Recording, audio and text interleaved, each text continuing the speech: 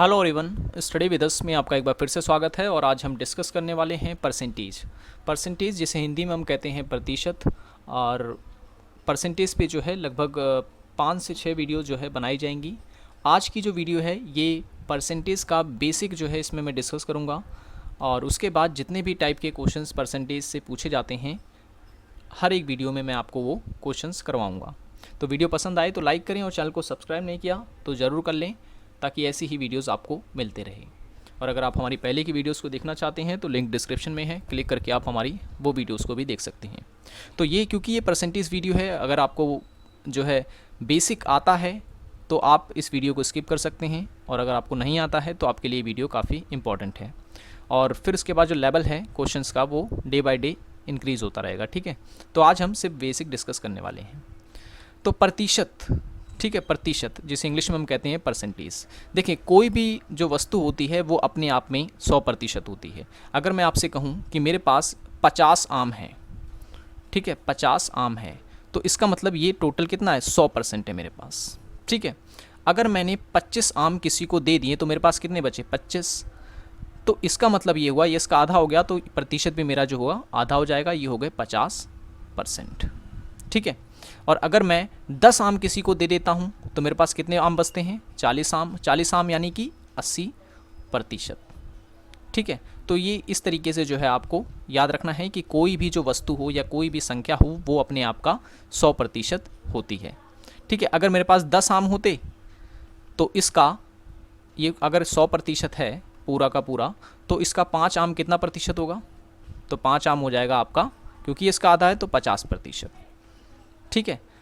10% कितना होगा, तो एक आम जो होगा वो बराबर होगा किसके, 10% के यहाँ पर, ठीक है। तो ये चीज़ आपको याद रखनी है। चलिए अब सवाल हम डिस्कस करेंगे, और कॉपी पेन अपने साथ रखें क्योंकि मैं कई क्वेश्चन जो है अपने आप ही मैं यहाँ पे आपको दूंगा, और उसके आंसर जो है आपको मुझे कमेंट में बताने होंगे, ठीक है। तो चलिए इसको मिटा देता हूँ मैं।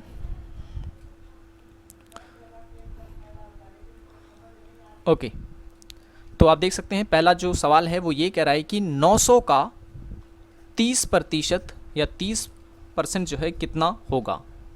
इंग्लिश में भी इसे नीचे लिखा गया है। तो 900 का 30% जो है आपको बताना है यहाँ पर।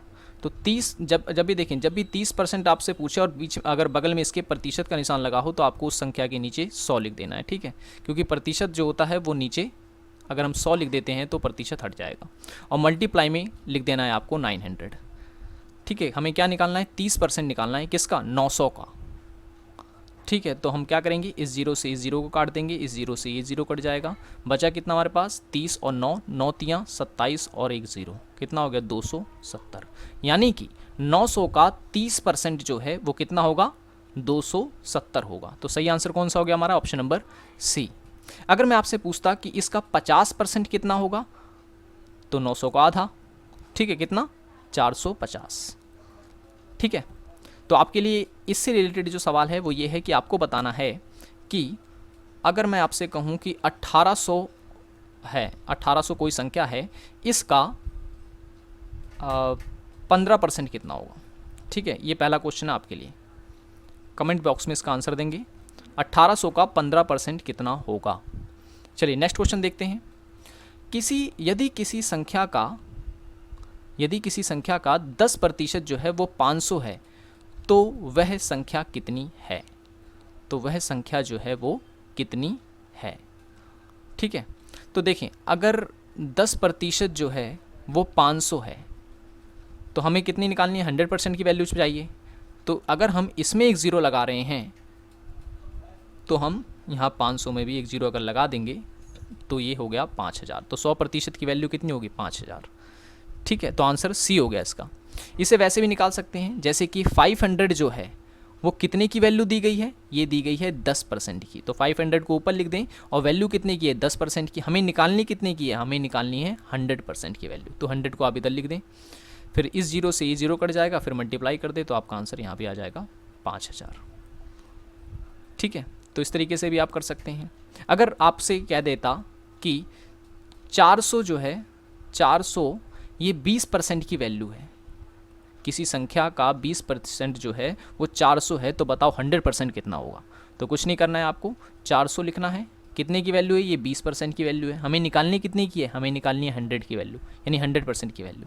इस जीरो से ये ज़ीरो कट गया, ठीक है, और इस 2 से हम ऊपर काट लेते हैं, ये 400 को, ये बन जाएगा 200। 200 को जब हम 10 से मल्टीप्लाई करेंगे तो ये कितना हो जाएगा, 2000 हो जाएगा। तो इस तरीके से आप निकाल सकते हैं, ठीक है। अगर 20% 400 है तो 100% हो जाएगा कितना, 2000। ये चीज़ भी आपको याद रखनी है, ठीक है। आप इसे पहले वाले क्वेश्चन से कंफ्यूज मत करना। देखिए इसमें पूछ क्या रहा है, इसमें पूछ रहा है 900 का 30% बताओ, और इस वाले सवाल में ये पूछ रहा है कि अगर कोई संख्या है उसका 10% 500 है तो आपको बताना है उसका 100% फिर कितना होगा। तो इस तरीके से आप जो है निकाल सकते हैं, ठीक है। अगर आपको ये बेसिक आता है परसेंटेज का तो आप स्किप कर सकते हैं इस वीडियो को, और अगर आपको नहीं आता है परसेंटेज तो आपके लिए ये वीडियो जो है काफ़ी इंपॉर्टेंट है। लेवल जो है क्वेश्चंस के वो आगे इंक्रीज़ कर दिए जाएंगे आने वाली वीडियोज़ में, ठीक है। चलिए ये अब देखिए इस क्वेश्चन में क्या कह रहा है, 1500 का 50% कितना होगा। 1500 का 50% जो है वो कितना होगा। तो 1500 का 50% निकालना है। 50% परसेंट की जगह पे हम नीचे यहाँ 100 रख देंगे, ठीक है, और मल्टीप्लाई में लिख देंगे 1500, ठीक है। 2 जीरो से यहाँ 2 जीरो कट गया, ठीक है। अब उसके बाद क्या करेंगे, 15 पचे 75 और 1 जीरो है यहाँ पर तो ये जीरो लगा दिया, ठीक। कितना आ गया, 750 हमारा आंसर आ गया। तो ऑप्शन नंबर डी इसका करेक्ट आंसर है, ठीक है। ऑप्शन नंबर डी इसका करेक्ट आंसर है। तो इस तरीके से आप कर सकते हैं। नेक्स्ट है, ये भी वही क्वेश्चन आ गया। चलिए ये दूसरा क्वेश्चन आपके लिए जिसका आंसर आपको मुझे बताना है, ठीक है। ये दूसरा क्वेश्चन है, एक क्वेश्चन मैंने पहले दे दिया, ये है दूसरा क्वेश्चन। ये भी बिल्कुल वैसे ही है, आप इसको ज़रूर करके बताएं। चलिए नेक्स्ट क्वेश्चन अब जो दे रखा है ये भी देखें। ये भी बेसिक क्वेश्चन है एकदम, कि पूछ रहा है कि यदि किसी शहर की जनसंख्या जो है 60,000 से बढ़कर 65,000 हो गई तो जनसंख्या में कुल कितने प्रतिशत की वृद्धि आई है। कितने प्रतिशत की वृद्धि आई है, ठीक है। अगर आप लोगों ने देखा होगा कि जो स्कूल वगैरह होते हैं तो आप उनका जो रिजल्ट आता है, आपने देखा होगा किसी के आते हैं 500 में से 400, ठीक। अगर मान लो किसी व्यक्ति के 500 में से 400 नंबर आए हैं, ठीक है, तो ये कितने परसेंट आए हैं, तो आप कैसे निकालते हैं, 400 को ऊपर रखते हैं, 500 को नीचे रखते हैं, मल्टीप्लाई में 100 कर देते हैं। जीरो से 2 जीरो काट दिया, 5 से फिर इसको काट दिया, कितना आ गया, ये 80% आई है, ठीक है, यानी कि ये 80% आई है। तो ये तो बेसिक तरीका होता है, ठीक है, ये चीज़ आपको याद रखनी है। अब इसमें क्या कह रहा है, इसमें पूछ रहा है कितने प्रतिशत की वृद्धि हुई है, कितना प्रतिशत नहीं पूछ रहा है हमसे ये, ठीक है, कितने प्रतिशत की वृद्धि हुई है। तो इसमें हम क्या करते हैं, सबसे पहले तो 65,000 जो दे रखा है हमें उसमें से 60,000 घटा देते हैं, ठीक है। घटा दिया हमने तो कितना आया, 5,000, यानी 5,000 जो है वो वृद्धि हुई है। कितने पे, तो पहले कितनी थी, 60,000, तो 60,000 को आपको नीचे लिख लेना है और मल्टीप्लाई में यहाँ लिख देना है 100, ठीक है, क्योंकि हमें प्रतिशत में हमारा जवाब चाहिए। तो 2 जीरो से यहाँ 2 जीरो काट दिए हमने, ये 2 जीरो से ऊपर के 2 जीरो भी कट गए। अब बचा कितना, 50/6, ठीक है। तो ऑप्शन में, अच्छा इसे काट देते हैं फिर से, तो ये कट रहा है किससे, 2 से कट रहा है, तो 50 बन गया 25 और 6 बन गया 3, 25/3 हमारा करेक्ट आंसर है, ऑप्शन नंबर सी, ठीक है। हम चाहें तो इसे और भी तोड़ सकते हैं, ठीक है। किस तरीके से, 3 के पहाड़े में कहाँ तक कट रहा है, तो 24 तक कट रहा है, ठीक है। 3 अट्ठे 24, शेष कितना बच रहा है, 1 बच रहा है, और नीचे कितना है 3, तो 8 सहित 1/3% भी जो है वृद्धि हुई है इसमें, ये आपका आंसर हो जाएगा यहाँ पर, ठीक है। तो इस तरीके से भी जो है आपसे पूछा जा सकता है, ठीक है। ये बहुत ही बेसिक चीज़ है जो आपको याद रखनी है। चलिए एक क्वेश्चन एक और आपको दे रहा हूँ, ठीक है। 2 क्वेश्चन मैंने ऑलरेडी दे दिए हैं और ये तीसरा क्वेश्चन आपके लिए, आपको बताना ये है कि अगर कोई नगर है, ठीक है, या कोई शहर है जिसमें जनसंख्या पहले थी 7,000, ठीक है, अब हो गई है जनसंख्या अब जनसंख्या हो गई है 6,300, ठीक है, 6,300 हो गई है। तो आपको बताना है, अब ये तो बात क्लियर है कि 7,000 जनसंख्या थी पहले, अब 6,300 हो गई है, जनसंख्या में कमी हुई है।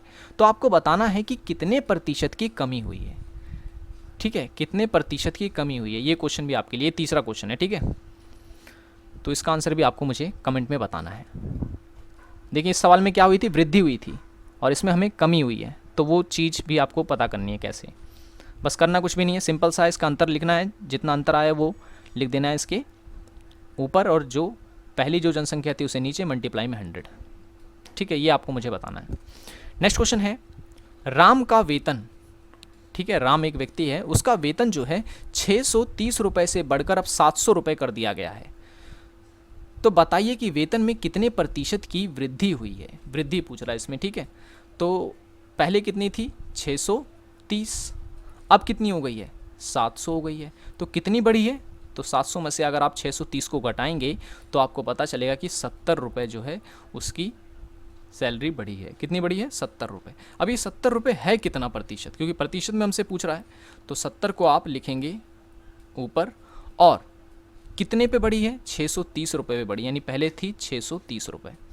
अब गुणे में यहाँ पे 100 लिख दें, क्यों, क्योंकि हमें जो आंसर है वो प्रतिशत में चाहिए। तो इस जीरो से ये जीरो कट गया। ठीक है, अब उसके बाद अब यहाँ पर देखें 70 है और 63 है।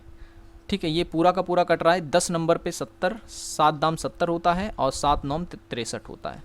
ठीक है, सॉरी 10 बटे में 9 आ गया। ठीक है, और मल्टीप्लाई में यहाँ कितना है 10, और 10 से मल्टीप्लाई करूँगा तो कितना आ गया 100 अपॉन में 9। ठीक है, 100 अपॉन में 9, और जब मैं इसे काटूँगा 9 से तो 9 1 जा 9, एक इसको देंगे तो 1, और 1 अपॉन में शेष 1 बचेगा और नीचे 9 आ गया। तो 11 सहित 1 बटे में 9 इसका आंसर होगा। सही आंसर हमारा ऑप्शन नंबर ए। ठीक है, 11 बटे में 9 करके भी आपको दे सकता है यहाँ पर। ठीक है, और कुछ इस तरीके से भी आपको दे सकता है। ये कैसे बना, फिर एक बार मैं फिर से बता देता हूँ ये किस तरीके से बनाया गया है। तो 9 की टेबल से 100 जो है नहीं कट रहा है डायरेक्ट, तो हम क्या करेंगे 2 डिजिट्स को काटेंगे। तो 9 1 जा 9, अब 10 के पास एक फालतू है तो एक इसने बगल वाले डिजिट को दे दिया तो वो भी 10 बन गया। तो इस तरीके से 11 आ गए यहाँ पर। फिर भी रिमाइंडर 1 बचता है। अब ये रिमाइंडर 1 तो कटेगा नहीं, तो इसलिए इसे ऊपर लिख दें और नीचे वाली संख्या को नीचे लिख दें। 11 सहित 1 बटे में 9 इसका करेक्ट आंसर है। ठीक है, तो इस तरीके से जो है आप इसे मिक्स फ्रैक्शन में बदल सकते हैं। 11 सहित 1/3%। चलिए चौथा क्वेश्चन भी मैं आपको देता हूँ यहाँ पर। ठीक है, सैलरी जो थी वो थी 890 रुपये, अब हो गई है 900 रुपये।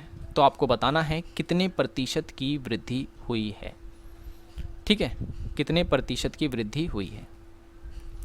ठीक है ना, ये चौथा क्वेश्चन आपके लिए। और एक पांचवा भी देता हूँ आपको मैं।